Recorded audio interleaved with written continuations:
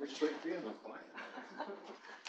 Okay, I'd like to welcome everybody out to our Wednesday, January 23rd City Council work meeting. We'll go ahead and get started. Any items for review on tonight's agenda? Music, chairs? Nope. Okay, I just want to, just for everyone's, so everyone is aware, Councilman Smith is participating electronically today, so he might be chiming in from time to time. And Mayor Nicole is ill, and she got the information. She didn't know she was going to call her at all. Okay. All right. Any future agenda items that we'd like to discuss? It's going to be a fast night tonight. Yeah. All right. 3.1 Parks Master Plan update. We have Lisa Benson here from Landmark Design. She's going to kick off the discussion here. So, hi, thanks everyone. So we're the landscape architects and planners that have been hired to update the city's Parks, Rec, and Trails Master Plan. We started this fall, and we've been meeting with the public through several public scoping meetings, and also meeting with some stakeholders in focus group meetings. And we've also been just starting to look at your background demographics and park distribution and facilities and things like that. So I was just going to run through a quick snapshot of the demographics. So right now, 2018, you're looking at 55,492 for your population. We typically look 10 years out for the Parks Master Plan, and then we'll look to build out. So your 2028 population goes up to 89,151. And then build out right now, the build out number in the general plan is set at 143,000 in the year 2046. And we've been working with Susie Becker, who is also updating your general plan at the same time. So we're trying to make sure we're coordinating on these numbers. The median age, if you look, Herriman is on the left there in the green. You're at 26.2. And this is for 2017, the most recent numbers that we have. It's definitely younger than the Salt Lake County is at 32.4, and the state is 30.5, and then on the right is the nation, and you can see Herriman is much younger. And your median age has been growing, though. Your population is aging. You can see in 2010, your median age was at 24.7, and you're now at 26.2.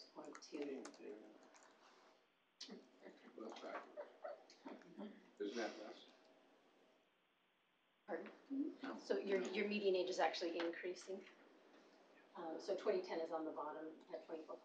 So 2017. Isn't that less than 26? Yeah. So 10 years, 8 years ago. Yeah, 8 it was years less ago. than it is now. Okay. So we like to. Well, you got it. We like to kind of track your age trends, because that can come into play with the types of facilities that you need now and into the future as we look to your needs. Households, your average household size in 2010 was 3.93, and this is kind of the figure that Susie recommended that we stick with for now.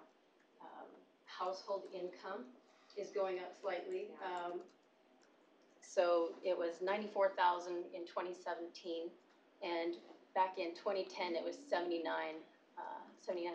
And when you adjust this to the same dollars, it's about 89,000 in 2017. So it's growing. So is that number on the screen 91,521? The adjusted number? That's 2018, but if you look at the top number is 2017. So I just pulled up 2017. It's about 89,000. So it's definitely increasing when you account for inflation.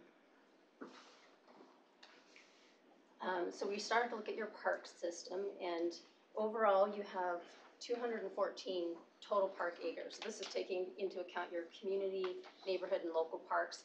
Also the handful of special use parks that you have, like the Crane House and the cemetery, those types of parks that don't typically fill typical park needs or traditional park needs. And then also your recreation center. And when we talk about level of service, for planning for park services, our number is not always the same as what you use for your impact fees. So just keep in mind as we move forward.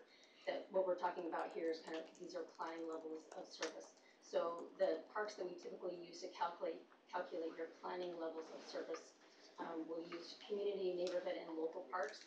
So those acres total up to 191.3, and so we'll use that to calculate what your current level of service is for planning purposes, not for impact fees. Right now you have 41 total parks that are used for the level of service. Also looking at your other lands, so 11.8 acres are special use parks. We don't use this, we don't calculate this into your level of service. Like I said, that's your cemetery community garden.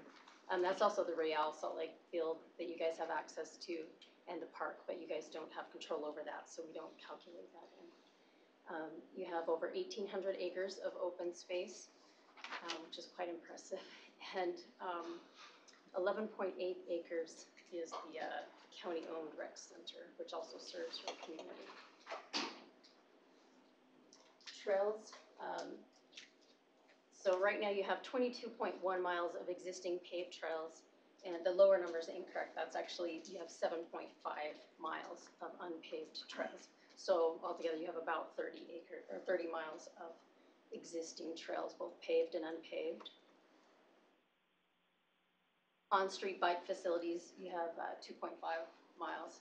So you just have 1.5 miles of existing bike lanes and a mile of existing bike routes. So level of service, we just updated this based on the inventory we coordinated with Wendy and her staff. They've been updating the park amenities and acreages. So these numbers are actually lower than what we presented to our committee in December. So right now you have 3.4 acres per 1,000 people. And just for comparison's sake, I was looking back at the 2015 plan, and you had as a goal in that plan 8 acres per 1,000 people. And your actual level back then in 2014 was 5.4 acres per 1,000 people. So your population is increasing so rapidly that you haven't been able to keep up, with your park demands. If you add no additional park land, then when you look at your population in 2028, your level of service drops to 2.1. And if we look out to build out in 2046 with no additional park land, your level of service drops to 1.3. So I think this is a big part of the soul search of the next steps in this project. What do you guys envision as a community? What do you want your goal to be? How well served do you want your community to be by, these formal parklands? And you have to take into consideration too, you have a unique situation with all of the natural open lands that border you guys, the whole hillside area, the foothills. That presents a unique opportunity that maybe you don't necessarily have to have as high of a traditional level of service of parks. So that's something that we're going to be exploring with our steering committee here when we meet with them in the next couple of weeks, determining our direction. And these stats at the bottom, I forgot to update these from our committee meeting. So initially, we had calculated a level of service of 4.4. Updating this, you actually need, let's see, so you need 111 acres by 2028 just to maintain this level of 3.4 that you have right now. And if you decide to raise that, then you're going to need a lot more than that. And if you don't add anything by, let's see, 2046, you need 294 acres just to maintain the level of service of 3.4 acres per 1,000 people. So these are some significant numbers when you start applying land costs to that on top, and then development costs on top of that. That's part of where we're going to be talking about with our committee, the direction that you guys want to go, what your goals are as a community. We're also going to be establishing park standards. So typically, you have 3 different park types. You have local parks, neighborhood parks, and community parks. And there's typically acreage standards with those, as well as amenity standards. So local parks, for Herriman, it's typically 2 acres or less. And most communities are shying away from smaller parks like this just because they add significantly to the maintenance demand without fulfilling, you know, a great community need. So a lot of these are often developer parks or those that have been, you know, were private and have been turned over to the city. So, you know, we definitely don't want to encourage the development of new local parks. Neighborhood parks are typically 2 to 10 acres, and they include all of the basic amenities of a local park, but they typically add a sports court or a sports field or something of a little bit greater recreational value. And connections to other parks are really important when you start getting up to this next level. Perimeter trails, you typically have enough room to start adding in some perimeter walking trails and things like that into the neighborhood park level. And then community parks are usually 10 to 30, and they include all of those previous amenities, but then you typically add a special feature like a regional, that has a regional draw, like you have your ice ribbon out here, or you have the rodeo facilities, the equestrian facilities at Butterfield Park. Those are the types of amenities that you'll see at community parks. And then regional parks, again, they'll have multiple special features. So you can, you know, I think Butterfield is could be considered a regional park if you want that separate designation. Some of your bigger parks with major features. And as we move forward, looking at not only what parkland you need to purchase to meet that acreage, we also want to look at what your current parks are at, what level, and maybe they need to be brought up to, you know, they need additional amenities to bring them up to these standards, depending on what category they fall within. And I'm not going to go into much detail on the results of our public meeting process. We're going to summarize that really well as part of our planning process. I did want to show you really quick the results of what we call the visual preference survey that we conducted as part of the scoping meetings. And we typically show the public 50 images kind of on a time slide and let them score them on a scale, whether they like or dislike the image. And just to kind of get them thinking about recreation in general before we lead out with the general scoping sessions. So these were the top 6 preferred images out of the 50 images that we showed. So you can see people were, you know, really crazy about the ice ribbon and trails, and there's an outdoor amphitheater there, and just kind of green open space in the parks and cool playgrounds. What, no slingshot bench? You still remember that. Here it is. Oh, there it is. There's the slingshot bench. Some people can't figure out what that is, but it's just public art. So these were the bottom 6. So, and again, you know, part of this is we don't necessarily know if it's the quality of the photo or, you know, the upper one in the upper left shows pickleball courts. Do people not like pickleball, or is it just that particular configuration? So it's just more of a fun exercise to get people thinking, but it can help bring out some general ideas and trends and get people thinking. But so our next steps, like I said, we're going to be meeting with our committee shortly here and really looking at the previous plan, looking where we're at now, and figuring out which direction we want to go, and start integrating some of this public feedback that we've been receiving. So if you guys have any questions before I turn it over to Y2. Okay. Which document do you need pulled up, Kyrie? So just the PDF of the PowerPoint presentation, the colorful one. That one? I won't make you guys This one? trudge through the top line with me. That's the one. Yep. And I'm actually gonna stand because I've been sitting all day long. So we went into the field and gathered some public opinion research to help inform some of the decisions around updating the parks master plan. Just to start off with a brief overview of survey methodology. So familiar story here, our sampling frame is Herriman residents gathered both from the registered voter file and the city utilities database. We did a random sample of both of those contact lists, and we're able to gather just shy of 1,400 completed responses from our Herriman residents this year. So we had a little bit of a tricky time fielding, trying to gather interviews before the holidays, but we went back into the field at the beginning of this year and got a great response from residents. So 10% response rate overall, that's pretty comparable or better than most phone surveys at this point, so we feel good about where we're at. And actually that margin of error number should be updated. We actually have a margin of error of just under 3 percentage points for the results in this survey. So we also did some geocoding of our respondents to make sure that we had a geographically representative sample, and as you can see, we have respondents distributed throughout all 4 council districts in the city. So we'll look at some of the results broken out by those council districts. There are some interesting patterns, some things that are intuitive and just help us feel good about the direction things are going as a gut check.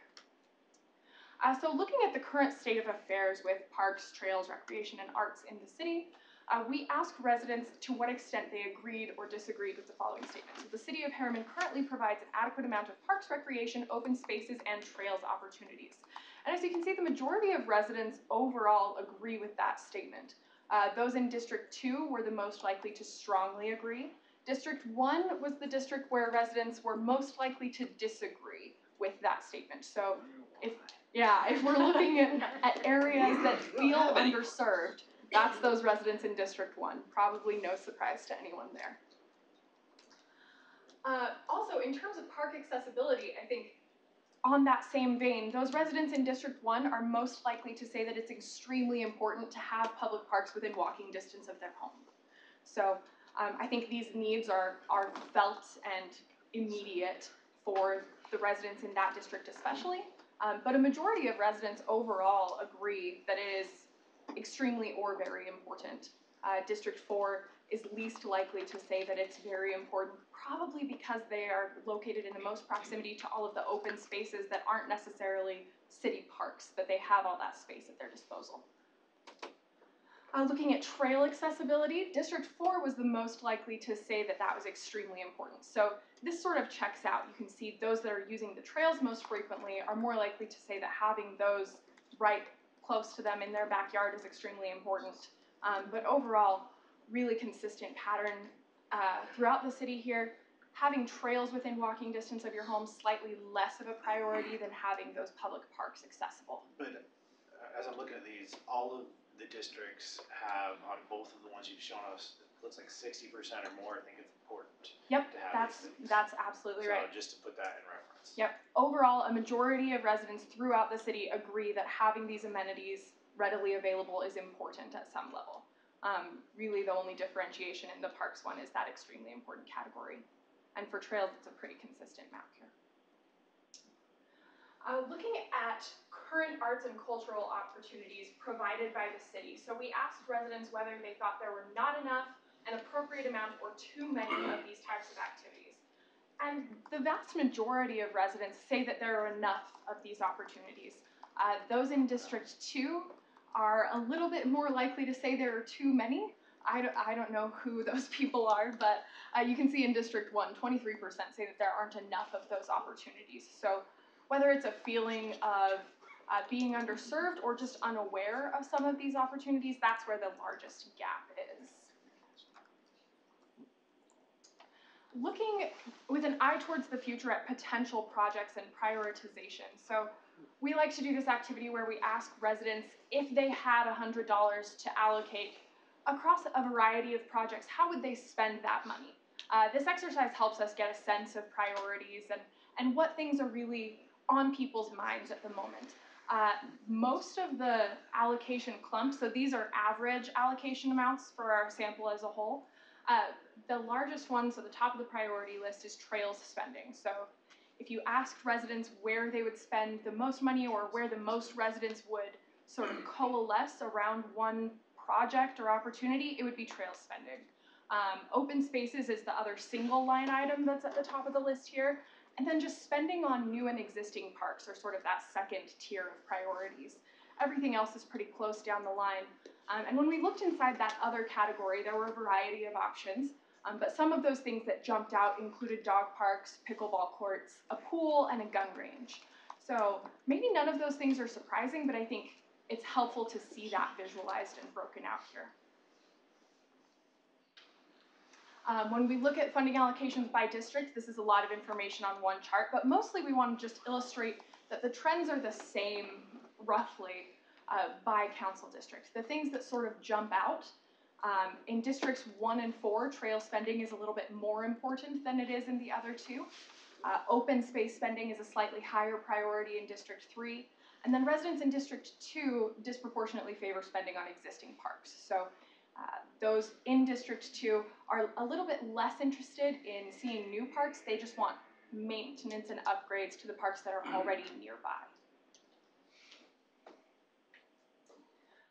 When we ask residents if they would be willing to pay for more parks and amenities and services of this type, we decided to break this out and ask it a couple different ways. So this was a randomized survey experiment. We asked residents whether one of two options. So they either saw, would you pay this much for maintenance and upgrades to existing parks, facilities, and trails? Or would you pay this much for acquisition and maintenance of new parks, facilities, and trails?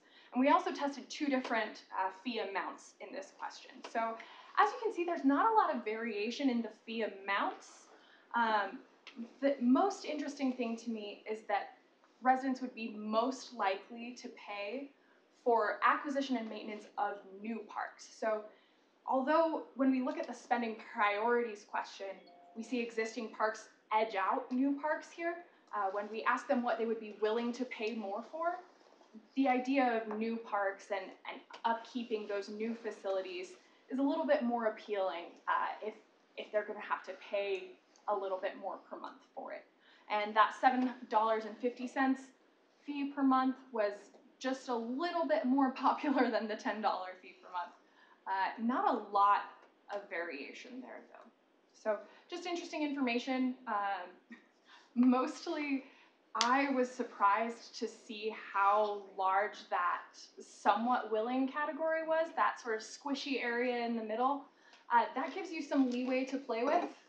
They're not opposed to it, but no one wants to come out and say, oh yeah, I'll gladly hand over another $10 every month. Sometimes when you're talking about parks, people are a little bit more forthcoming or a little bit looser with their wallets. That was not the case here. So question on this, is that the exact wording of the question? So the exact wording of the question was, please indicate how willing you would be to pay a monthly usage fee of either $7.50 or $10 that would fund, and then it was either, maintenance or acquisition. So the way I would read that is they'd be willing to pay $10, which is $5 more than what we already charge, not $15. Correct, Am I not correct an on that? additional $10. Okay. Yep, Right. that's correct. We also looked at this broken out by district. The interesting trend here is that no matter the fee amount or the purpose, those residents in District 3 are the most willing to pay any amount. Especially for that maintenance and upgrades, there's a nice gap there. So if we're looking at current or existing parks, and that's what that additional use fee is going towards, District 3 are your strongest supporters. But also if we're looking at new parks, they are a little bit more supportive than those in District 1, who are the closest in that $10 bracket, and $7.50 for new parks sort of across the board is the most popular option. You can see that third section of the slide there. Looking at new project prioritization, so we asked what special use facilities the city should consider funding, and again, a lot of information on one slide here, but we wanted to show a couple of the differences by council district. The most interesting things, I think, are just the overall trends. So indoor-outdoor pool is the most popular sort of special use facility that residents would be in favor of funding, followed by a dog park or an outdoor amphitheater. The outdoor amphitheater is a little bit more popular or more exciting to those residents in District 3, whereas that pool is the most exciting thing for those in District 4, with a nice little gap there. Dog park would be the most popular in District 1. Looking at current park use, so overall, 66% or about 2/3 of residents say that they visit parks in the city once a month or more often. So 45% visiting a few times a month or more. And then pretty consistent patterns in each district, though District 4 is a little bit less likely to use parks that frequently. So only 39% visiting a few times a month or more compared to in the high 40s in those other districts. And this could just simply be taking kids to soccer, right? Any kind of city park. Yeah, we just asked city parks generally. We sort of drill down in subsequent questions, so we'll get into some of that. But yep, just city parks in general, how often do you use or visit them? When we look at current resident park use among those with children and children in specific age groups, there's a pretty clear pattern here. So those with children visit the parks more. That's fairly intuitive. And those with younger children especially visit the parks more frequently. So 63% of those households with children in the 0 to 5-year-old age range say they visit parks a few times a month or more. When we ask residents which park, field, or facility they use most often, this is an overall look, so we had a couple maps that they could choose from so that if you don't know the name of the park you visit most often, we tried to make it as user-friendly as possible. But the most popular park overall was Black Ridge Park. 20% of residents say that they visit that one the most frequently. Butterfield Park was in second place there, and the Jalen Crane Park with 9%. 6% say they use the recreation center the most, and then sort of a long tail of all of the other parks in the city after that. Looking at this by district, a couple variations here, but you see Jalen Crane Park being the most popular in districts 1 and 2, or among district 1 and 2 residents. And then Butterfield Park, followed by Black Ridge Park in district 3, and then reversed Black Ridge Park with a strong lead over Butterfield Park in district 4. All of this is pretty intuitive, especially when we ask why they use each park most often. So the most important factor is that it's close to home. So a strong majority there, 54% of residents in District 1 say that they use their favorite park most often because it's close to home. 38% of those in District 4 say that that's why they use their favorite park. 15% say that it's because of special features, and 14% in District 3 say the same. So a long trail of reasons or rationale for picking their most frequented park there, but far and ahead, close to home is the strongest rationale. We also asked which improvements should be made to the park residents frequent most. So looking at Black Ridge Park, which again was the overall most popular park in the city, among those who visit it frequently, 35% say that they would like more trees in the park. That's a commonly requested amenity at most parks, and so to see that one jump ahead here is not particularly surprising. But 22% say that there are no striking improvements needed. So this isn't to say that your parks are underperforming, but if residents were to pick something to add, the primary thing here would be more trees and then walking and jogging paths. Looking at Butterfield Park, similar story here, although significantly fewer people say this park needs more trees. 27% say there are no improvements needed, but among those who selected something, walking or jogging paths and restrooms are the top 2. And then sports fields or courts, lighting and safety features, and then trees sort of taking the second tier here. And at the Jalen Crane Park, again, trees, but 28% of residents saying that there are no improvements needed here either, and then 21% would like to see some sports field or courts of some type. We asked residents how important they thought it was to have a dedicated dog park in the city. District 1 residents were the most likely to say that that was extremely important to them. So 27% extremely important. Total, the 40% saying that it is very or extremely important. That moderately important category takes up about 1/3 of residents in most districts. District 2, that's a little smaller. And District 2 was the most likely to say that it was not very or not at all important. We also asked a couple questions about potential conflicts between dog owners or dogs generally and other park users. And we broke that out among people who were self-reported dog owners and non-dog owners. Probably not surprisingly, dog owners are less likely to perceive conflicts between non-dog owners and themselves. Those who don't own dogs were a little bit more likely to see potential conflicts there. But not a lot of animosity here overall, so that's helpful to know. And then when we look at this question of how would you solve those conflicts should they arise, the most popular response among dog owners was, well, we should have more off-leash dog areas or dedicated dog parks. the most popular response among non-dog owners was that we should have more restrictions or more enforcement or fines for not following current regulations of dog owners in sort of open or off-leash areas. Looking at sports and recreation participation in the city, so a majority of residents say that they have not participated in city recreation programs in the past year, and among that 56%, so 17% of residents overall, so about a third of those who have not participated in recreation programs, say that they just aren't interested. Oh, sorry, I'm looking at the wrong chart. That's the bottom one there, 22% say that they're just not interested. So that's about half, just shy of half of those who haven't participated in those recreation programs. Among those who have participated in the past year, the most popular programs are J.L. Sorensen Soccer, Junior Jazz, and then high school sports and Herriman baseball, sort of trailing on down the line there, USA Soccer. But those would be the top 5 most popular recreation activities that people participate in the city. Looking specifically at questions about the recreation center, 20% of residents say that they have a pass, 80% say they do not. Among those who visit the recreation center, they're frequent visitors, so 40% of those who have a pass to the recreation center say that they visit a few times a week or more. 17% say that they're visiting daily. Looking at trail use in the city, a majority of residents use trails once a month or more often. This is a pretty comparable rate to that park use rate, which is pretty surprising actually. You usually see park use jumping quite a bit ahead of trail use, but I think in a city like Herriman, where you have so much access to trails and open spaces, it's a lot more frequent. So pretty comparable to general park use here.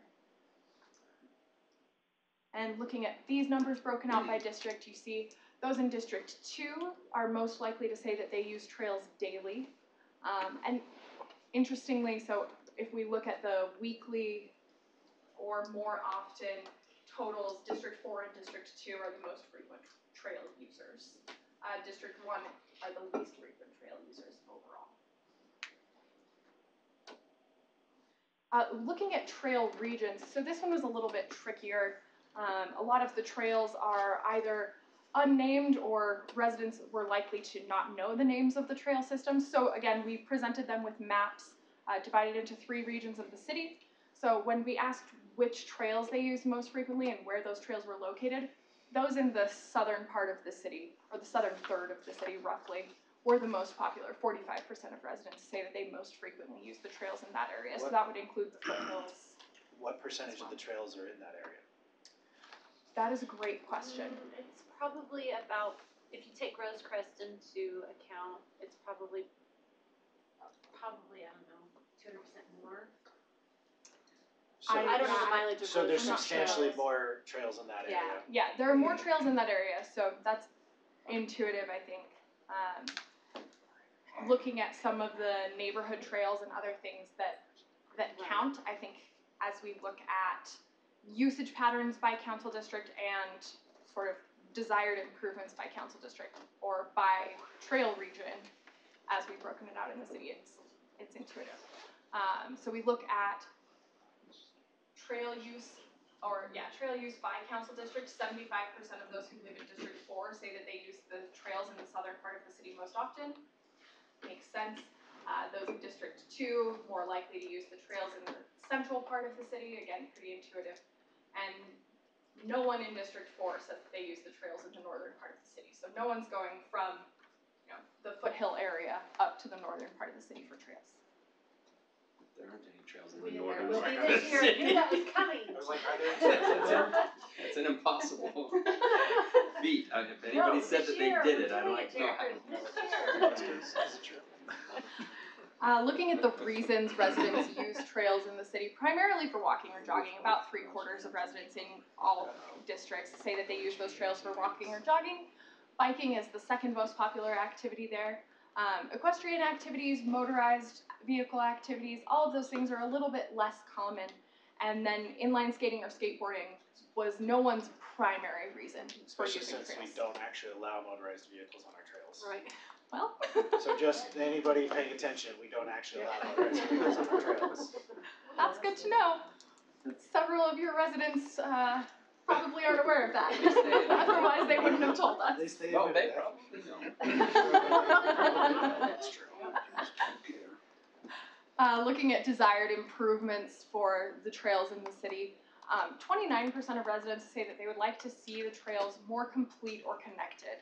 And then the second top priority here, 22% say that they would like to see neighborhoods linked with the trail system. So this theme of connection and then the next thing here, increasing trail miles. I think all of these play really well together. They would like to see more of the trails flowing together, more easy access from their neighborhoods. And then pet waste disposal stations, more trailheads, better trail markers. Again, along down the line here of other things residents would like to see, but those would be sort of the top priorities. And looking at these priorities broken out by region, so in the north, central, and southern parts of the city, we see linking neighborhoods with the trail system would be the highest priority for those in the north or for those northern trails. And then more, or making trails more complete or connected, pretty popular for all of the trails throughout the city. So about a third of residents who use the trails in each part of the city saying that. And then increasing trail miles is a little bit more popular for those who use trails in the southern part of Herriman. When we look at potential trail types, or whether we need more of asphalt trails, natural surface trails for hiking and biking, or natural surface trails for motorized vehicles, most residents would say that the city is providing enough natural surface trails for motorized vehicles. If the fact is they're not supposed to do that on any of the trails, maybe they're a little bit misinformed, but the perception is there's plenty of that. Or maybe they just all agree that there shouldn't be any. Maybe, that's also a possibility. But looking asphalt trails, residents would like to see a little bit of increase. That's the largest category there. But most residents would like to see, or residents would most like to see, a large increase in the amount of natural surface trails for hiking and biking and things like that. And then moving quickly through arts and cultural events in the city, we asked whether residents have heard of the Herriman Arts Council. A majority have, a slim majority, but a majority. But most say that they never attend or participate in Herriman City Arts Council events. When we ask them about specific events and whether they've attended in the past year or are interested in attending in the future, 71% say that they have not attended any of these listed events in the past year. But when we asked which ones they would be interested in attending, the Herriman Live Concert Series, the Summer Musical, and the Kids Program were the most popular events that people would be interested in looking towards the future. And then looking at Herriman City events outside of Arts Council events, most residents say that they attended Herriman Town Days in the past year, so 51% say that they attended that one. After that, the rodeo is the most commonly attended event, but looking again towards the future, 65% say that they would like to attend the Fort Herriman Town Days, 45% would like to attend the rodeo, and 46% would be interested in the Night of Lights. And then finally, we asked a question about whether arts and cultural events in the city would be improved by having a dedicated community arts center. 41% of residents agreed that those events or activities would be improved if there were a dedicated space. 36% didn't express an opinion on the issue, so that's a pretty big neutral category there. Just 23% disagreeing with that statement. So that was sort of a whirlwind overview of our survey results. There's also a lot more information, but we wanted to give you some high-level results as Lisa and the steering committee are sort of diving in and hopefully taking some of this information into consideration as they're updating the parks plan. If you have any additional questions for me or are interested in more survey information, we're happy to answer those via email. You can just let Wendy or Tammy know to reach out to us. And we're also going to have Y2 break out the results by neighborhood area. So we're going to be looking at it from that level too, not just council districts, to see if there are any unique demands in any of those neighborhoods. Yep. I will make sure you all get all of this information.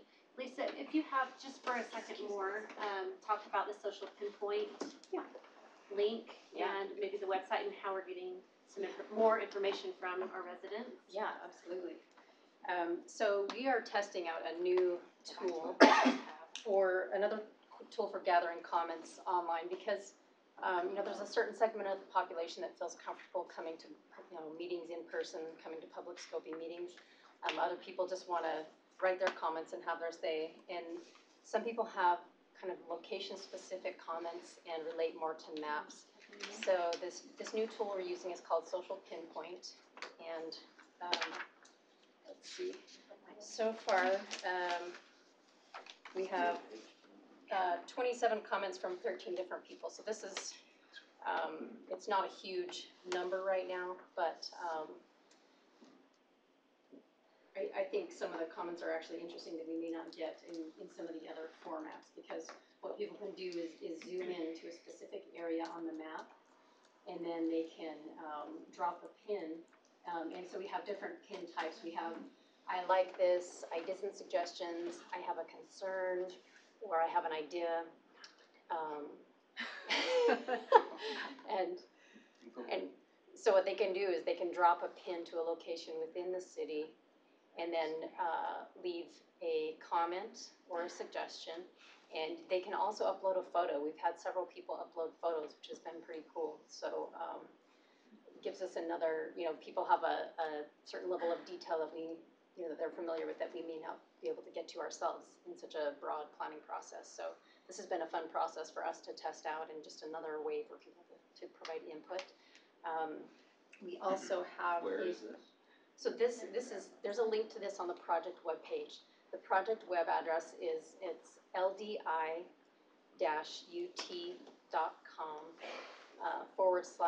/Herriman-parks. And Wendy can send that link when she sends you guys this information.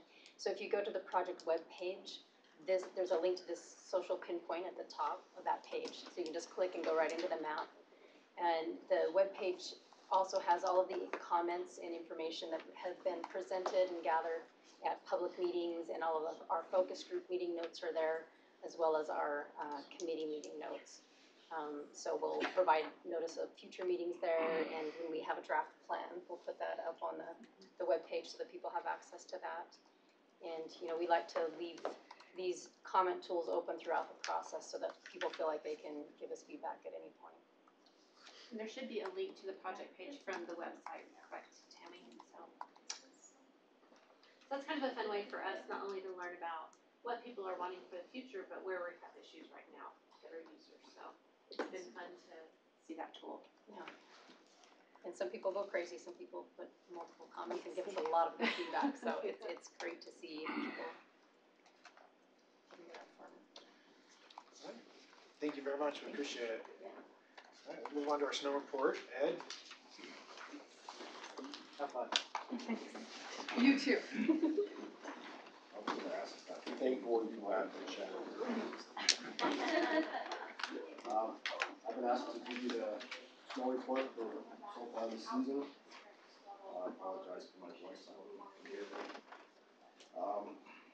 So far, with this last storm, not counting this last storm, we have had 9 snow or icy days where 3 or more trucks have been dispatched. We have calculated 289 regular time hours and 280 overtime hours. Again, this doesn't count the last storm. We're still kind of working on this last storm. We plowed 6,048 lane miles. We have purchased 1,050 tons of salt, and that's about 28% of the budget, so we're doing pretty good with our salt use. Snow-related maintenance costs were about $9,500, and those costs come from replacement blades, hydraulic rams, blown hoses, the 550 sander motors. We can't wait to get rid of those. And that's where those costs come from. So there's not 550 motors. It's just a They're- specific type of They're the standard that are on the 550s. Okay. And they're a gas engine and they're horrible. They don't start, they don't run, they don't work. So they need to go to hydraulic on those, and we're working our way that direction. We have equipped all of the snow plows with a Polar Flex blade. We did a kind of a sample run on one a couple of years ago, and they cost about twice as much, but what we found is they last about 3 times longer. So we kind of moved everything over to those blades. They're in a 12-foot blade, you'll have 12 1-foot sections, and those sections move independent of each other. So there's less resistance on the road, there's less resistance on the truck. They just last longer, and they're kind of the way to go nowadays. So we're And the using benefit of those. that, it doesn't take 10 guys to change the blade. They are heavy, they're very heavy metal. That is true. One segment at a time. Also, this is kind of new, a little bit new this year. The Herriman HPD. We want to throw out a big thank you to you guys. Very helpful with communication with our IC guy, letting us know problem areas, moving parked cars, getting parked cars moved. Very helpful having you guys on board. Good, thank you. The radio's great. Everything's looking fine. Everything works smoothly. We have installed GPS tracking systems on all the plow trucks. We started that last year and found some great benefits with that. So all the trucks are equipped with those now. The front desk, when they get a call, they can see that the trucks are out. They can see what area they're in. They can relay that information to a concerned resident and let them know, if the truck hasn't been there, it's in the area. It's probably coming. You can pull up a 4-hour history of where the truck has been. Again, the front desk girls use that a lot. And I know where the units are currently, and I can see where the trucks are during all times of the day and night. When I get up at 3 in the morning and I wonder if our IC guy is awake and the trucks are out there, I look on the GPS app and I can see the trucks are moving. So I can go back to sleep.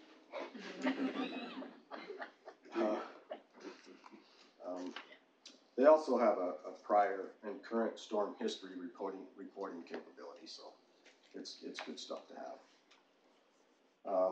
And then this year we are making brine. We're manufacturing brine and distributing it. And you may have seen the white lines on the roads. That's the brine being applied. It works very well. We pre-treat the roads prior to a forecasted storm. Some of the trouble with that is sometimes it rains prior to snowing, and then it doesn't work as well. But I've brought a picture. This picture kind of indicates the way it works. So this is just a calibration run through the parking lot of the park. But you can see that where the brine is showing asphalt flat, right? And it'll continue to do that until a certain amount of snow gets there and starts to build up. But what it does is it buys us time to get out on these roads, and it creates a barrier so that the ice doesn't form on the asphalt surface. If it doesn't have brine on it and they plow it off, you instantly get a little layer of ice. And then the salt coming out of the back of the truck takes a while to activate and melt the ice. So this is a great system we have. We love doing it. It's kind of a proactive measure that improves the road surface early in a storm.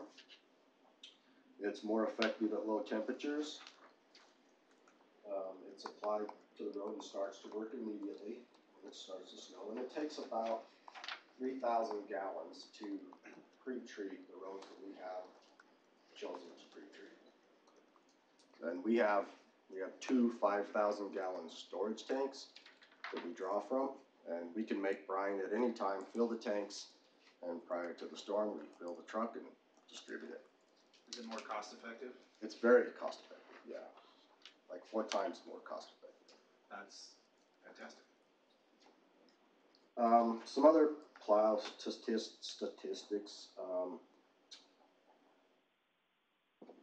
we have 301 lane miles.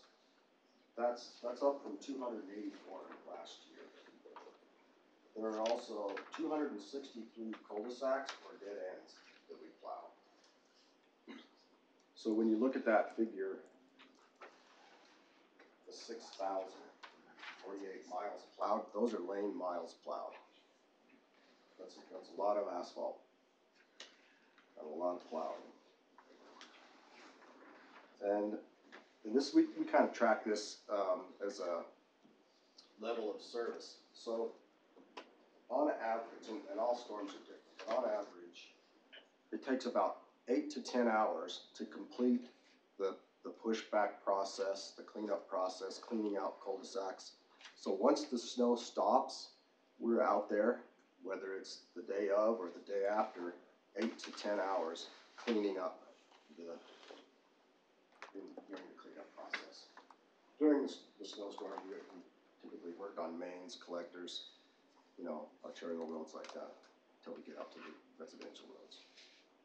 So that's about it. We are in week 13 of a 22-week schedule, so we're almost there. It looks like it's staying in budget too, so that's good. You said this didn't include Monday storm? Right. I suspect we're going to be okay. We've had a pretty good year. It's been pretty consistent, better than years in the past, snow-wise, not budget-wise, but I expect we'll stay in within budget. We do applaud our council being proactive, that they never looked at, hey, we're in a light year, we cut the budget next year, and always keep putting good money back in that budget so we don't run short. I know this last storm, I don't know how many hours you were out, but it was a long day for all of you. I know some people were out 17 hours plowing. That's a long time. But I applaud our people for being proactive, not only coming up with the drying tanks, and that's a huge savings. And then be proactive about trying different materials to save cost savings. If you ever change one of those blades out, it's a fight. So we're glad that they're being proactive, thinking about looking at new stuff, coming new, better ways. Keep that on a lane mile, which is, we had this conversation the other day about, I anticipate when's the next trigger point for the next truck we're gonna buy, because we keep on getting bigger and bigger, and we can only, our target time to get roads clear before commuter traffic leaves is, from 3 o'clock in the morning to about 6. So we gotta get the main roads done by that time, and then you go to get residential cul-de-sacs throughout the day. But Ed, you're doing a fantastic job. Yeah, that's the statistic that's grown the most. The time it takes to get through the city once the snow has stopped has increased 3 times in the last 5 years. Any other questions? You guys are awesome. Thank you. Item 3.3, discussion pertaining to the mayor's compensation. Without Clint and Nicole here. I don't know, it's a whole lot for us. Well, Clint's on the phone. Are you still on there, Clint? Clint's on, but not. So Clint's the one that wanted this on for tonight. I know there's several other issues that were in the works that will likely affect this. I don't know. The only question that maybe we should cover in that was the trip to St. George. Do we need direction on that? Utah Legacy Towns, that trip. Yeah, I heard from all 5 of you. Jared could not make it, or could. And As far as you referring, as far as back in You July, said he you said didn't he's need a not room. traveling. Well, we said that we wouldn't pay for any more travel for the mayor, and so, are you attending Utah League of Cities and Towns? Are you planning on attending that? That's not something that I'm prepared to discuss. I was not aware that that was a concern, so. I'd be happy to discuss it further, but I'm not prepared to talk about it. So. You need a direction on whether or not. I need 3 to give me direction. Right. That one is not as good. That's something that's done now. The rooms, getting them secured is more because they usually get eaten up and reserved 6 months out. Right. So That's as far as getting registered nurse. I mean, they like to see early registration, but So we can talk about that. we have some time on that. So the pushback from public, because we had told you in July after the last episode that we weren't going to travel at all. So the question we came up with the ULTC in St. George is, are we going to pay for them to be there? My opinion is no. And mine also, we'd already made that commitment that we were going to do that, so. I'm happy to have that discussion later. I just wasn't prepared for that. I didn't know that was coming, so. So- Thank so that for- you know, that's thank where- you for letting me know. As far as the rest of the compensation discussion, we got several HR issues that we've got to work through, et cetera. I think it's better for Clint and Nicole to be here For sure. in person to talk about that. Hey, Brett, Yeah, I'm just having a little bit of a hard time just hearing and following the conversation. Was it the mayor that said wasn't prepared to have the conversation right now on that, just so I know who's speaking? Yeah, that was me, Clint. Okay. That, And Clint, that was, just to, yeah, go ahead. that was pertaining specifically to the League of Cities and Towns St. George trip. Okay. And what part of that, I guess, was then what, Mayor, were you not ready to discuss? Just whether you were going or whether the city was, and us as a council was going to be willing to pay for you? Help me clarify so I can follow. Both of those, and I'll be happy to have those discussions at a later time. Okay, and I know, Brett, if I was following correctly, obviously the city needs to know sooner rather than later just to be able to make the accommodation. Was that correct? Was that what you were speaking to? right. The Utah League of City and Towns, we have time, that restriction is not as important to us, but reserving rooms, you always have that 48 hours before the reservation and get reimbursed if we don't, but we'll reserve some rooms. Sherry and Okay. you said you do not need a room, so I was trying to get numbers on that. And then we have the legislative luncheon as well, that you all brought up to me, Okay. which is. All right. Like I say, I was just having a little bit of a difficult time following or hearing part of that conversation, so I wanted to make sure I was capturing it correctly. Yeah, we can hear you really well, so we'll try to speak up. Yeah, I think, like I say, I heard the last presentation and everything very well, but it got a little harder to understand. People were talking a little bit quieter there for a moment, so I just couldn't quite follow the conversation, so I apologize. Okay. So where were we at, Clint? I'm looking up in the sky. Where I had just made the comment that I think with some of the other issues that have been brought up, human resources, et cetera, and some other conversations, that it might be better for us to table the mayor's compensation to another meeting where both you and Nicole are here in person, and we maybe had time to vet those other situations out. Yeah, and I would concur with that. Again, we need to be able to flush out a few of those other items to be able to talk all of that into totality. Obviously, it'd be best if all of the council can be in the room present for that. And obviously, it sounds like the mayor's not prepared to have that full discussion, or at least as it pertains to some of the travel right now. So we can probably move on and schedule that for our next meeting. Well, legislative luncheon's next week. So we need to get clear direction on the legislative luncheon, because it's on the 3rd. Okay, just remind me, is that the one that's up at the Capitol? It's at usually the Salt Lake County Convention Center. That's the luncheon with legislators. I'll say my concern would be that we've prepared a letter, we've had meetings with other partners, et cetera, to express to them the fact that the mayor does not represent the council or the city.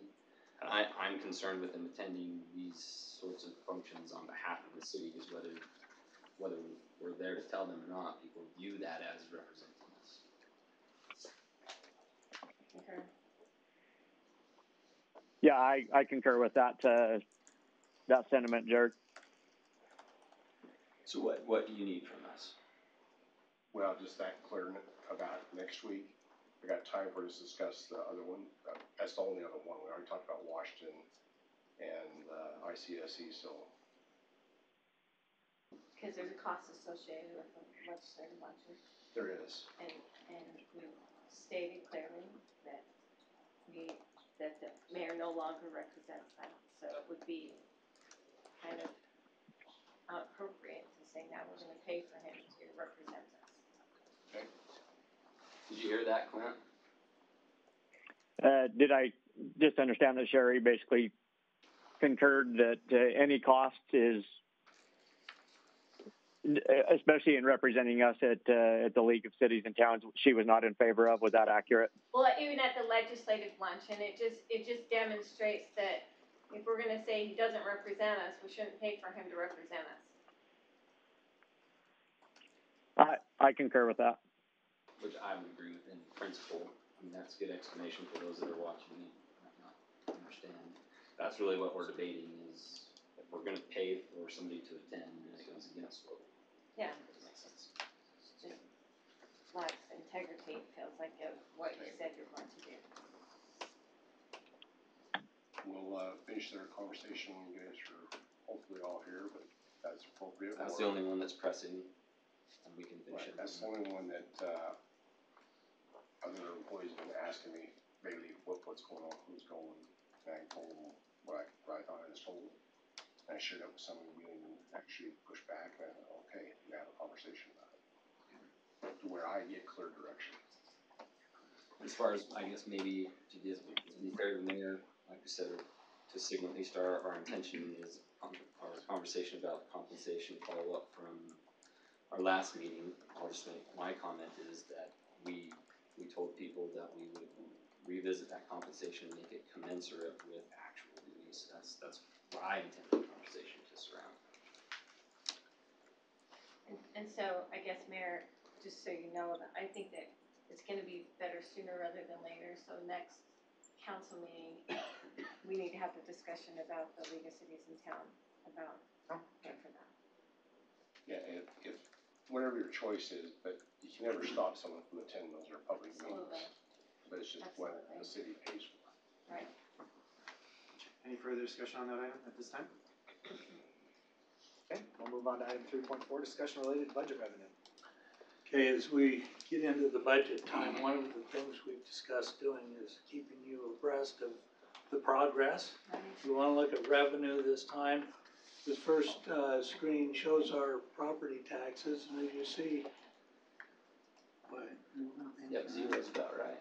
Okay. Over there on the left-hand column is our general property taxes. We are right on track to hit the $755,000 that we budgeted this year. Gonna be slightly higher next year at $807,000. Not a significant amount. The next column over, the Herriman Town Center, though, is the one that I think is the most significant here, because our 2019 is going to hit $1,985,000. This will be the first year that the TIF money covers all of our debt on the town center. We've previously used impact fees and we've used special assessments, but this year the TIF money will be adequate to cover all of the costs. The Herriman Business Center is growing very Can I just quickly. make a comment with that, Okay. Alan? As you know, there's some other properties that are included in the town center that should be getting some return to the city on TIF. I'm waiting for those to be developed. Some of this is commercial, attract some retail, those things for tax base, but those items, being here in some other meetings, probably tonight about some opportunities that the city may have, but anything we bring in and gets built on those properties are gonna help that TIF in growing more. It's not only gonna make the payment by the TIF money come in, it'll give us a return back of our infrastructure, investment. We should start getting our share back at this point, but like I Great say, news. you know, we've had to use other resources to help cover this in the past years, but this year, for the first time, it'll be completely covered with the TIF. We're also seeing a great deal of growth down in the Herriman Business Center, CDA. We got $50,000 last year. It looks like it's gonna hit $500,000 this year. Now, a lot of that's gonna go back to our developers for infrastructure and so forth, but we're seeing a great deal of growth there that will be helpful for that area. The Anthony Business Park CDA, there's nothing coming in this year, but we're projecting $200,000 next year. as that begins to take shape. And then the last column there is our Herriman City Safety Enforcement Area. When we went into this, we were doing a lot of estimations and guesstimates of how it was gonna work out. We budgeted $5,800,000, and it looks like we're gonna be just slightly over that.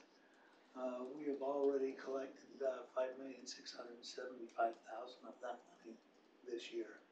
So we're right where we expect to be with our property taxes for these other entities. If you remember early conversations, probably Jared remembers this better, because he was present when we had that conversation, anticipation about projection of revenue coming in beyond our infrastructure needs and payment. Give us opportunity to reinvest those dollars back into other infrastructure that needs the city. Okay, our sales tax, we are right on track to hit the 5.3 million that we budgeted this year. That's compared to 4.6 last year. We're averaging right at 13 to 13.5% above last year so far. And you'll see. What's your two? Okay, the two columns there. The first one is our total sales tax. The other one is the local share. Okay. And as you'll see, we're sitting right between 19.5 and 21% of local share going back a number of years. So right now, our population growth is really aiding our sales tax growth. So if I could, because we're gaining a growing audience on our video feed, so you guys get tired of me pausing on these to make this point. But what most people don't understand, and I'll admit I had no idea before I got involved in all this, is that sales tax is 1% sales tax divided half and half by population. So that total number is our total population. The bottom number is what's actually generated here in Herriman. Now that the other half goes to the location that it originated at, right? So the example I use with my neighbors is it makes a difference what Smiths you go to. Yeah. Right? We go to the one on the north side of 118th, that's South Jordan, they get that other half. Yeah. Versus here, or even 134th is a good example, right? The south side of the street is Riverton, north side of the street is Herriman, so. We're seeing the local piece growing, but it's staying at the same percentage of the total. The one thing I want to pause and let the council know that there's some bills being presented that are being lobbied pretty heavily to change the 50-50. Basically, the west side will lose. And Surprising. And I don't know what we're going to be able to do about push back on that, but we'll be up there. We will, and so we would be better off gives us with more of anxiety. the population base and less of the local, personally. Right. Okay, but we are seeing consistent growth here. For 2020, we should get around an extra 200,000, which is in this calculation, for the 0.25% that was passed recently. So we should see some of that this coming year. But we were right on track with what we budgeted the first of the year for sales tax. Franchise tax, you'll see energy tax, telephone, cable, and a total of our franchise tax. It continues to grow almost exact percentages of our property taxes, but it's about twice the amount. So, you know, it's consistent growth. We are right on track with all of our projections for this. We should hit right at the $1,980,000 that we projected at the first of the year. We expect that to grow by about 8% this coming year. As you see, most of our money comes from the gas and electric taxes. Telephone is kind of squirrely. You think with the way we're using our telephones, we'd get more and more, but it doesn't. It depends on whether your cell phone actually paid the taxes where you live. We've seen a lot of the area of the east side of the city, the suppliers or the providers are actually paying to the other cities. And we're working to get that straightened out, but we've seen a number of And it's partly because the zip codes cross city lines. Yeah. And so the way the telephone gets distributed is not the way it's supposed to be right now, so. But we're seeing consistent growth here. You know, it's like I say, running almost exactly double the growth in our property taxes. It follows the same thing. We looked at the building permits and plan review here. We budgeted $4.7 million this year in building permits. We are on track to hit $5 million.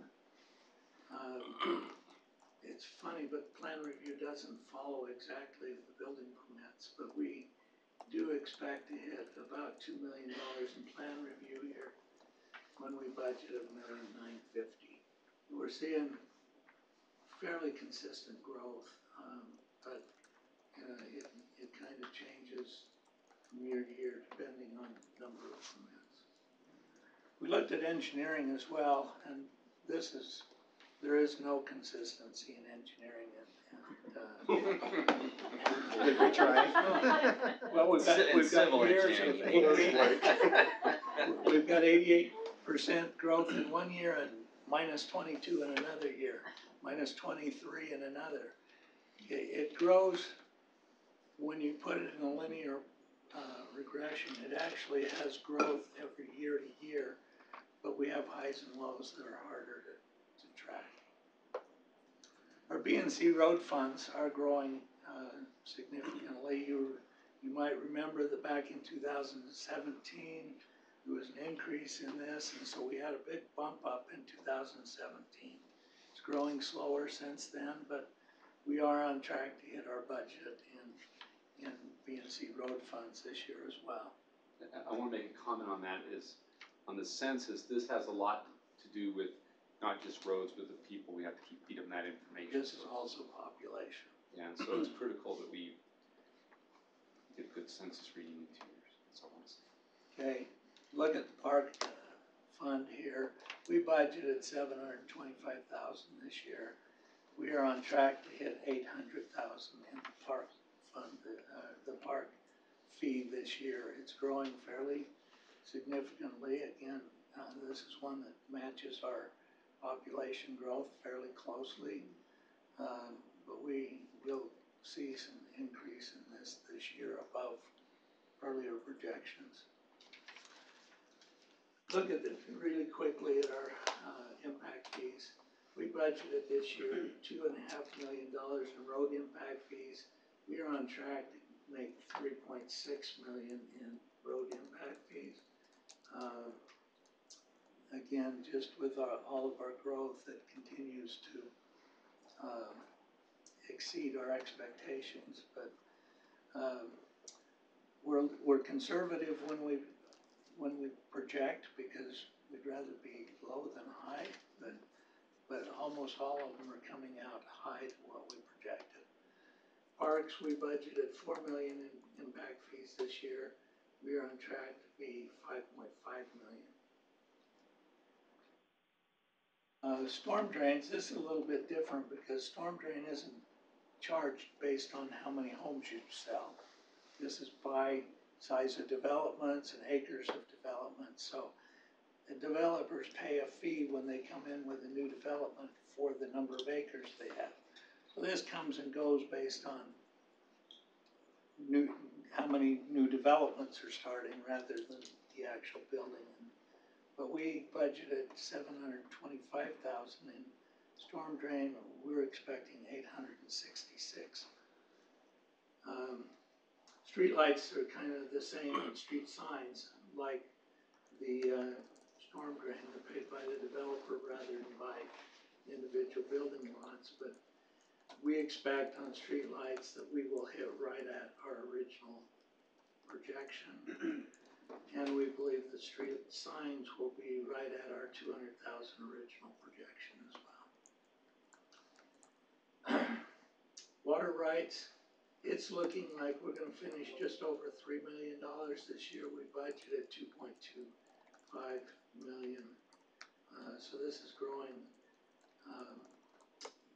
at an even greater rate than projected, partially due to the greater amount of building permits we're doing,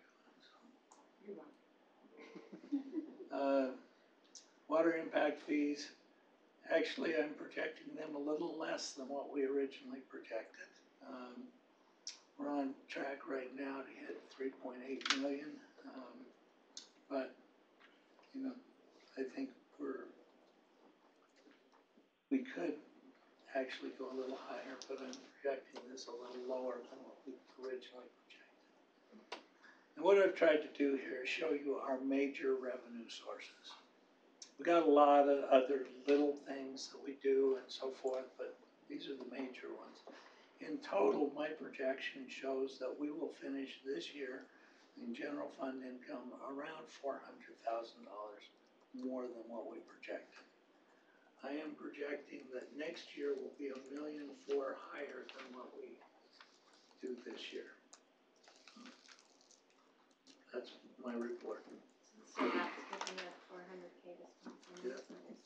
We're very conservative. Don't worry, Gordon's not the 3 times. I have ideas, but people are holding me. Great. We will then move on to item 3.5, review of proposed budget amendment. Okay, the budget amendment has been going through some changes in the last week. I presented to you a couple of weeks ago the budget amendment for just some items for some corridor preservation where the money was coming in and the money was going back out in the same amount. But Gordon would like to talk about some additional things. The proposal would be that we probably want to add a few more things to this budget amendment. So since the hearing was published for today, Jackie says we would open the hearing, allow anyone to speak that's come for it, but then continue it to the next meeting, leaving it open so that we can add other things if you choose to. So, Gordon? So what we're looking at specifically is reimbursements to developers for some impact fees. When we did the original budget, there was some discussion of how much each project would bring in. You can see from his numbers that the developments happen a little quicker. We got the money. The developers are saying, aren't you going to pay us? We said we didn't budget to give you the money back. We told you we'd give you. So we're going to be bringing back some specific ones. We've also, one of the reasons we've been a little slow to react to this is that the city just made a major purchase of 55 acres of property. And so to Brett now's wishes, we'll be talking about some recouping of those funds tonight, some sales and things that we can have some potential discussion. But I think in all this, we're going to be conservative to make sure we don't overspend, but we're going to just hit some key projects that we'll discuss next week. Or not next week. The next meeting we'll give you the details of that, and we'll provide it in the packet. And we're gonna have a big meeting about the reimbursement on these impact fees alone, I think tomorrow. Anyway, but For the public's sake, we fully intend on being transparent with this. This is just, we noticed, so we're gonna do it. Well, these are all agreements that have been agreed on long ago, but we have to guess how quick that money's gonna come in. We don't wanna budget more, and it's coming in faster than we expected. And we have some expectations of repaying the developers per our agreement, but we just need to get it budgeted so that we can. I don't blame them wanting their money after they put millions of dollars in infrastructure in and they want to get reimbursed, but we all are very concerned about promising when it's going to be happen. We have to wait until they sell the lots and get the money, and then we'll come to you and we'll budget it. Any further questions or discussion? Okay, 3.6, Veterans and Military Advisory Board. Do you want to, I guess we can do this one now, because it's pretty quick, I think. So it's this one now. Yeah. I had it in order, it just got wrong. One clicker over here. It's right Yeah, here. Alan has it. Okay. So we had our first Veterans and Military Advisory Board meeting on the 15th, and Shelley Peterson was very helpful in getting this all put together for us. Just to give you an update of kind of where they're at, and then they will be coming to you with all of the board and commission appointments in February. At our first meeting, we did a lot of discussing about things that they can do, some programs.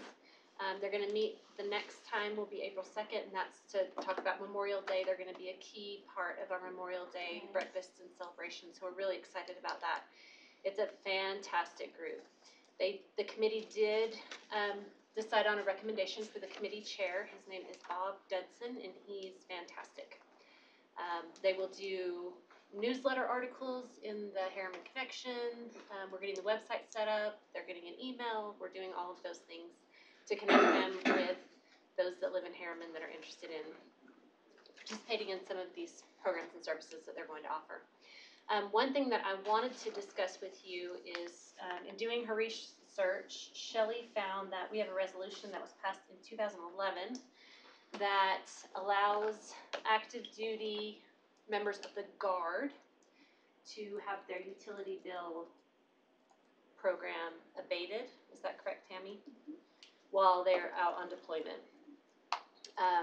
It only lists the Guard in the resolution. It doesn't list any other branches of the military, and it doesn't give any specific parameters. The only parameter is that they're a member of the National Guard. Our suggestion, our recommendation is to go back and update that resolution to include other branches of military, as well as set some parameters to the program.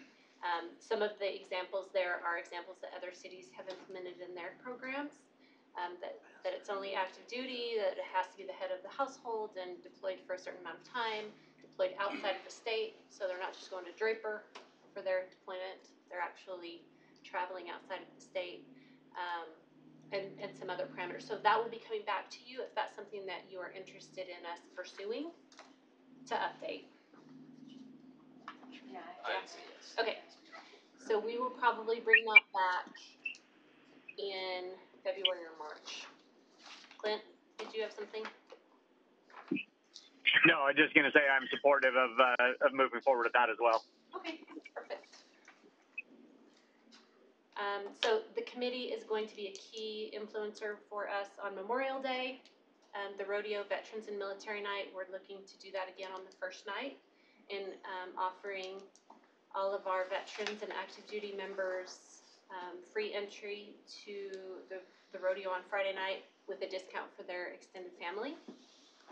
And then they're also interested in participating in Town Days by having a booth with some resources and referral and information for people to come visit. So it was a really great meeting, and they're a fantastic group. It's going to be a lot of fun. Awesome. 3.7, Parks Ordinance Update. I don't know if we have time. Do we have time? All right. We have 15 minutes. Okay. Let's do it. All right. So in your packet was some examples of some updates to the park rules and regulations. We added quite a bit to the current ordinance, and some of the recommendations that have been made by staff include establishing timelines for rentals, prohibiting the sublease of a park or park facility, making park hours more consistent or mostly consistent throughout the city, prohibiting the use of inflatables, mechanical rides, water slides, and any other private attractions without a permit from the Special Events Department, golf, archery, and paintball, and camping without a permit, which is already prohibited, but unless we have the rodeo or enduro where we have people that are participating in that camp there. Are there any concerns with those updates or suggestions from staff? Again, this is still in very draft form, so we're just trying to work through, then John and I'll clean up. Okay, we then broke down parks into different areas because there are different parks with different rules. Black Ridge, this has been something that I've wanted to discuss for a while. We have a lot of requests because it is a trailhead. We do have people using that trail quite a bit, that we have extended hours, either opening early or leaving the gate open all the time. Right now, we're locking it every night and opening it every morning, and our park staff don't get there till about 7 a.m. to unlock the gate, and we have a lot of people that want to be there at 5 a.m. So, Brett and I have had these discussions before about gates and locking parks. We have 2 parks in the city that we lock, Butterfields and Black Ridge. Yeah, we bought the skate park. And the skate park. I go back and forth on the pros and cons of locking gates. Chief and I have had discussions on locking park gates, and I don't find a ton of pros for locking park gates. Chief, what's your 2 cents? We don't have any issue with it either. Some of it has to do with, are people going to find a dark place to do what people do in dark places, and they're gonna find that anyway. Some of it has to do with Black Ridge too, early in the mornings on the summer. And are we pushing cars out into that neighborhood where we don't want them in order for people to go up and recreate and enjoy? We're seeing a lot of mountain bikers, and Brian, you're here, that now are part of the extreme sport is to do it at night, right? With headlamps and those things. And so I think we'll see that visit our city, and at what point do we want to be pulling our police officers off the road, have them go up and have to talk to somebody who's out just enjoying an extreme sport? We have that area for them to use. And that will get to the trail specifics in a little bit. So I'm trying to get a feeling of how you all feel about the gates of Black Ridge. I'm sure that I wasn't here when that happened. So I don't know if there were neighborhood concerns and that's why the gates were installed. That's my question is why are those specific facilities being locked? Just for that reason, Black Ridge, a lot of people like to go park up there and enjoy the reflection of the moonlight off the lake. Yeah. So walking it has to entail that problem. When it comes to Butterfield Park, because that park is so big, right, cars can get way down that lower end, and unless you do a regular patrol by officers through there, you will have them in there. In fact, even as late as we do lock them up, we have people in there spinning roadies, doing some other crazy stuff in there. There is no reflection off any lake in that park, but there is some things that happen in that park. But I think they happen in any park. It does happen in any park, but they're just so secluded. With Black Ridge, And we had $50,000 worth of graffiti done at Butterfield Park. I'm saying, The car that got in there got out. graffiti, I mean, find dark Well, places. one of the benefits to having the gates opened is we at least know the cars in there rather than parking in the neighborhood walking in. It's easier for the patrol guys to jog, get through there and come back out. But they do all have keys to the gates. We make sure that they all have keys, so they can patrol them even if they're locked. Now, and I don't know on the west gate, do we lock that typically at night? Yes. So with the gate being open, how does that affect enforcement of taking? It doesn't change anything. Most of our parks are not gated, and so we go in there looking at, depending on where time range is, if there are people in there and it's after that time range, which is a whole other issue for law enforcement. We have a myriad of time frames that makes it very difficult for the officer to understand which park is open or closed. From our perspective, if they're violating an ordinance by being there after hours, it gives us reason to stop them and see what they're doing. Maybe they're just looking at the red light. I don't know. But we'll find out. But you can't leave that. Yeah, I don't think that's About liability. That was my next question. We saw more vandalism and more, say, just not thinking clearly through things as they did things at Butterfield Park, or I know it was a big win for the residents right around there. Cars come up there and always come in at all hours of the night, 2 o'clock, 2, 3 o'clock in the morning. That stopped all that, because people were going up there, and it's, as you know, it's right in that neighborhood. It did curtail all that. It stopped all that issue, but now there's a cul-de-sac above there. Look out. Secret But Canyon. Butterfield Park is just, like I said, it's just so big. Get a car down there by the baseball diamond in the far corner, and it's helped out a lot. We've had, since we've locked those gates, we've had less vandalism in that big park. I'm thinking bigger liability deaths. Like Black Ridge. That's my. If they're gonna go in and swim in the middle of the night, they're gonna do it anyway. They're gonna But work how it. does the insurance look at it is the question, right? Because we I have, never asked that we question. have to do our part to protect prevent it us. from I know one car that got attracting locked in there, nuisance. they just drove through the Right. fence anyway.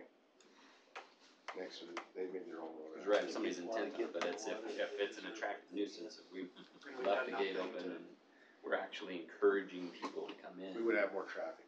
In fact, a few nights it has been left open. We've had more traffic through there, just until we get less equipment out of our public works that's stored out there. There's a lot of equipment stored out there too. At Black Ridge? At Butterfield. No, Butterfield. No.